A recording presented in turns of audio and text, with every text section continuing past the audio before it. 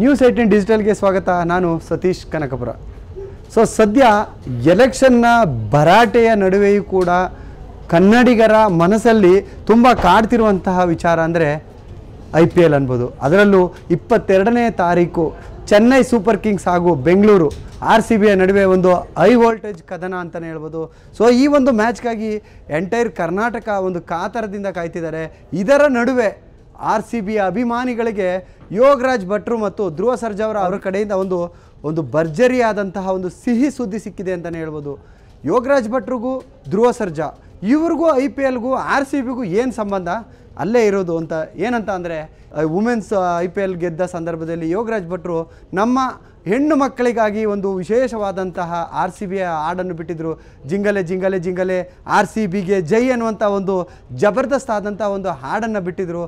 ಈಗ ಖುಷಿಯ ವಿಚಾರ ಏನಪ್ಪ ಅಂತಂದರೆ, ಈ ಹೆಣ್ಣು ಮಕ್ಕಳಿಗಾಗಿ ಆಡಿದಂಥ ಆ ಹಾಡನ್ನೇ ಈಗ RCBಯ ನಮ್ಮ ಕೊಹ್ಲಿ ಪಡೆಗೋಸ್ಕರ ಈಗ ಮತ್ತೆ ಧ್ರುವ ಸರ್ಜಾ ಅವರು ಈ ಹಾಡಿಗಾಗಿ ಒಂದು ಧ್ವನಿ ಆಡ್ತಿದ್ದಾರೆ. ನಾಳೆ RCBಗಾಗಿ ಭಟ್ರು ಬರೆದಿರುವಂತಹ RCBಯ ಒಂದು ನ್ಯಾಷನಲ್ ಅಂತಮ್ ಥರ ಅದು RCB ಅಂತಮ್ ಆದ್ರ ಥರ ತಪ್ಪೇ ಆಗಲ್ಲ ಅಂತ ಅನ್ಬೋದು. ಏನಕ್ಕೆ ಅಷ್ಟು RCBಗೆ ಅಷ್ಟು ಒಂದು ಡೂ ಆರ್ ಡೈ ಫ್ಯಾನ್ಸ್ ಇದ್ದಾರೆ.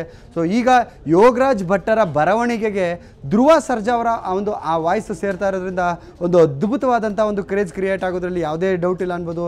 ಏನಕ್ಕೆ ಅಂದರೆ ಅದರಲ್ಲೂ ಕೂಡ ಈಗ ಈ ವರ್ಷ ಏನು ಅಭಿಮಾನಿಗಳಲ್ಲಿ ಒಂದು ಹೊಸ ಹುರುಪು ಏನು ನೆನ್ನೆ ಕೂಡ ಅನ್ಬಾಕ್ಸ್ ಈವೆಂಟ್ನಲ್ಲಿ ವಿರಾಟ್ ಕೊಹ್ಲಿ ಅವರು ಕೂಡ RCBಯ ಒಂದು ಹೊಸ ಅಧ್ಯಾಯ ಅನ್ನುವಂಥ ನಿಟ್ಟಿನಲ್ಲಿ ಕನ್ನಡದಲ್ಲಿ ಮಾತಾಡುವ ಮುಖಾಂತರ ಇಷ್ಟು ವರ್ಷ ಏನು RCB ನಮ್ಮ ಕನ್ನಡತನವನ್ನು ಮರ್ತಿದ್ದಂತಹ RCB ಮತ್ತೆ ನಮ್ಮ ಕನ್ನಡವನ್ನು IPL ಅಂಗಳಕ್ಕೆ, ಅದರಲ್ಲೂ ಚಿನ್ನಸ್ವಾಮಿ ಅಂಗಳಕ್ಕಿರ್ಬೋದು, ನಮ್ಮ RCB ತಂಡದ ಅಂಗಳದಲ್ಲಿ ನಮ್ಮ ಕನ್ನಡದ ಕಲರವವನ್ನು ಸ್ವಲ್ಪ ಕಾಣಿಸ್ತಾ ಇರೋದ್ರಿಂದ ಈ ವರ್ಷ ಮತ್ತಷ್ಟು ಹೆಚ್ಚಿನ ಒಂದು ಜೋಶ್ ನಮ್ಮ RCB ಅಭಿಮಾನಿಗಳಲ್ಲಿ ಇರುತ್ತೆ. ಈಗ ಅದರ ಜೊತೆಗೆ ಆ್ಯಕ್ಷನ್ ಪ್ರಿನ್ಸ್ ಧ್ರುವ ಸರ್ಜಾ ಅವರ ಆ ಹಾಡು ಏನಿದೆ ಅದು ಮತ್ತಷ್ಟು ಹುರುಪನ್ನು ಹೆಚ್ಚಿಸೋದ್ರಲ್ಲಿ ಯಾವುದೇ ಡೌಟ್ ಇಲ್ಲ.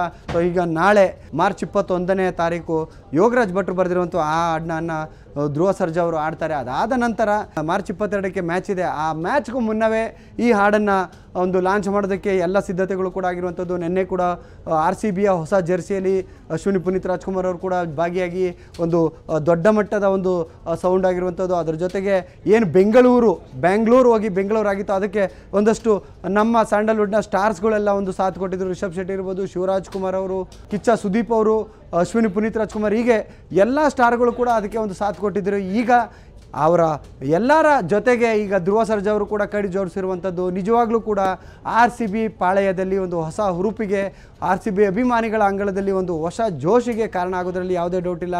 ಅದರಲ್ಲೂ ಮಾರ್ಚ್ 22ನೇ ತಾರೀಕು ನಡೀತಿರುವಂಥ ಈ ಮೊದಲ ಪಂದ್ಯದಲ್ಲಿ ಈ ಬಾರಿ ಖಂಡಿತವಾಗ್ಲೂ RCB ಮೊದಲ ಪಂದ್ಯವನ್ನು ಗೆದ್ದೇ ಗೆಲ್ಲುತ್ತೆ. ಇಷ್ಟು ವರ್ಷ ಮೊದಲ ಪಂದ್ಯವನ್ನು ಗೆದ್ದ ತಕ್ಷಣ ಮೊದಲ ಮ್ಯಾಚ್ ದೇವರಿಗೆ ಗುರು ಅಂತ ಹೇಳ್ತಿದ್ದಂಥ RCB ಅಭಿಮಾನಿಗಳು ಈ ಬಾರಿ ಆ ಮಾತನ್ನು ಹೇಳದೇ ಬೇಕಾಗಿಲ್ಲ. ಈ ಬಾರಿ ಮ್ಯಾಚು ನಮ್ಮದೇ, ಕಪ್ಪು ನಮ್ಮದೇ ಅಂತ ಧೈರ್ಯವಾಗಿ ಹೇಳ್ಬೋದು. ಆ ಒಂದು ಜೋಶ್ನಲ್ಲಿ ಈಗ RCB ಕೂಡ ರೆಡಿ ಆಗ್ತಿದೆ. ಅದೇ ರೀತಿ RCB ಅಭಿಮಾನಿಗಳಿಗೋಸ್ಕರ ಒಂದು ಹಾಡು ಕೂಡ ಸಿದ್ಧವಾಗ್ತಿರುವಂಥದ್ದು. ನಿಜವಾಗ್ಲೂ ಕೂಡ ಕೊಹ್ಲಿ ಅವರು ಹೇಳಿದ ರೀತಿಯಲ್ಲಿ ಇದು ಒಂದು RCBಯ ಹೊಸ ಅಧ್ಯಾಯ ಅಂತಲೇ ಹೇಳ್ಬೋದು. ಇದು ಇವತ್ತಿನ ನಮ್ಮ ಡಿಜಿಟಲ್ ಕಂಟೆಂಟ್ ಆಗಿತ್ತು. ನಾಳೆ ಇದೇ ರೀತಿಯಾದಂಥ ಒಂದು ಸ್ಪೆಷಲ್ ಕಂಟೆಂಟ್, ಅದರಲ್ಲೂ ಸ್ಯಾಂಡಲ್ವುಡ್ ಸಮಾಚಾರವನ್ನು ನಾನು ಬರ್ತೀನಿ. ಅಲ್ಲಿ ತನಕ ನೋಡ್ತಾ ಇರಿ ನ್ಯೂಸ್ 18 ಕನ್ನಡ. ಜಾಲ ನಮ್ಮದು, ಬಲ ನಿಮ್ಮದು.